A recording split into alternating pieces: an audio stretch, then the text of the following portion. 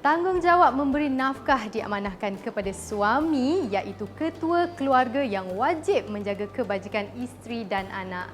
Walau bagaimanapun, nafkah tidaklah bersifat mutlak kerana setiap orang berbeza kemampuannya. Bersama Ustaz Dasuki Abdul Rani berkongsi mengenai bagaimana nafkah bagi seorang isteri yang bekerja. Assalamualaikum warahmatullahi taala wabarakatuh. Alhamdulillah wassalatu wassalamu ala Rasulillah wa ala alihi wa man walah wa ba'd. Nafkah isteri yang bekerja ini asalnya kita kena faham bahawa dalam Islam isteri tak bekerja, isteri berada kat rumah.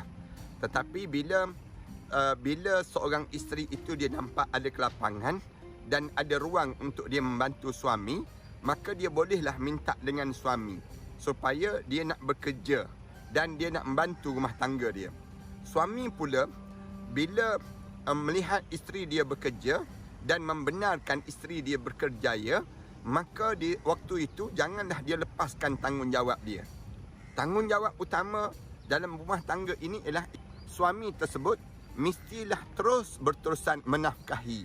Dalam erti kata bahawa tidaklah bila seorang isteri itu bekerja maka terlepaslah tanggungjawab seorang suami untuk memberi nafkah. Dia tetap berterusan perlu memberi nafkah dalam kekeluargaan dia. Suami bertanggungjawab memberi nafkah kepada isteri mengikut kemampuan masing-masing. Ada 3 nafkah yang wajib disediakan oleh suami kepada isteri dan keluarganya, iaitu tempat tinggal yang selamat, pakaian yang menutup aurat dan juga makan minum yang halal.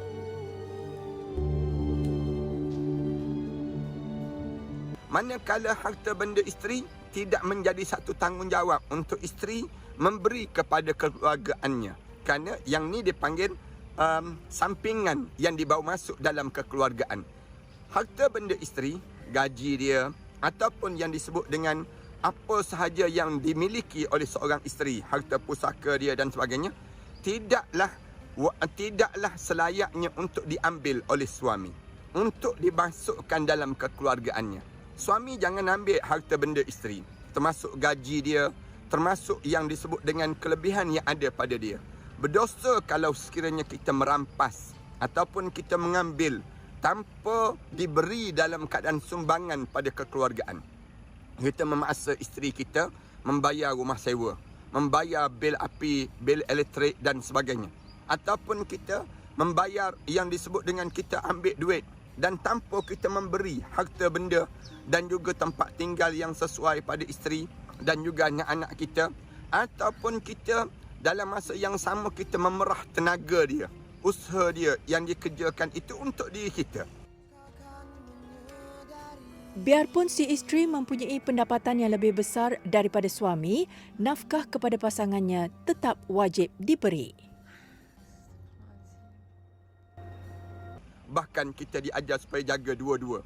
Nafkah yang disebut dengan zahir yang kita mesti jaga tadi, demikian juga nafkah yang disebut dengan batin. Nafkah batin maknanya wajib untuk mententeramkan jiwa seorang isteri. Ini tanggungjawab suami yang mesti dijaga. Tanggungjawab batin ini bukan sekadar dalam hubungan yang disebut dengan dalam di atas katil saja, tidak. Tetapi hubungan yang disebut dengan hati dengan hati. Jaga perasaan isteri yang disebut dengan ketenangan pada jiwa seorang isteri, ataupun kita jaga yang disebut dengan hubungan kekeluargaan dia dan juga kekeluargaan kita. Nasihat isteri mesti berterusan. Orang perempuan ini Rasulullah sallallahu alaihi wasallam sebut dia diciptakan daripada tulang yang bengkok, dan bila kamu berkeras dengan dia, tulang tersebut dia akan patah. Kalau sekiranya kamu berlembut sangat dengan tulang tersebut, dia akan bengkok sampai bila-bila. Allah jadikan seorang suami ini ar-rijalu qawwamuna 'alan nisa. Orang lelaki ini pemimpin kepada orang perempuan. Bila dia pemimpin pada orang perempuan, maka menjadi tanggungjawab seorang suami ini menafkahi isteri walaupun dia bekerja ataupun dia tidak bekerja. Cik Juwita? Ya. Ini dia dokumen yang Cik Juwita minta tadi. Thank you. Ada apa-apa yang boleh saya bantu? No. Mimi? Lebih-lebih lagi lah dalam hidup, dalam suasana moden kita ini, masyarakat kita ini sentiasa sibuk dengan kerjaya sehingga meninggalkan yang disebut dengan keutamaan dalam berkeluarga. Saya ingin pesan pada isteri, jangan mana-mana isteri, jangan sibuk dengan berkerjaya sehingga mengabaikan tanggungjawab dalam berkeluarga. Keluarga itu besar dibandingkan dengan menjaga tanggungjawab berkerjaya.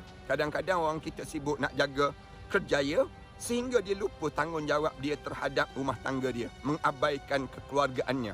Sehingga kan dia rasa bahawa keluarga dia tu tak menjadi besar dalam hidup dia. Dia lebih utamakan kerja dia, meninggalkan tanggungjawab yang paling asas seorang isteri kepada ibu, kepada anak-anak, dan juga isteri kepada seorang suami dalam kehidupannya. Mudah-mudahan kalian dirahmati, diberkati oleh Allah, dan rumah tangga kita menjadi rumah tangga yang diberkati dan dirahmati sepanjang masa dalam kehidupan kita ini. Aku qouli hadza astaghfirullah li wa lakum. Wassalamualaikum warahmatullahi taala wabarakatuh.